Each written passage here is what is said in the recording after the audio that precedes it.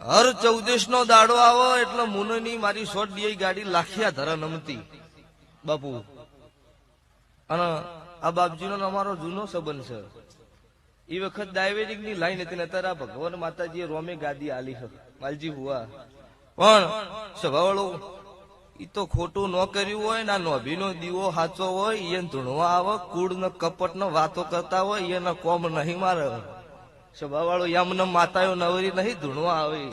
હા, ઈ તો ડોહાની પેઢીની પુનઈ હોય, કોકના હારા વિચાર કર્યા હોય, કોકના પાડવાના ધંધા ના કર્યા હોય એની માતા શું.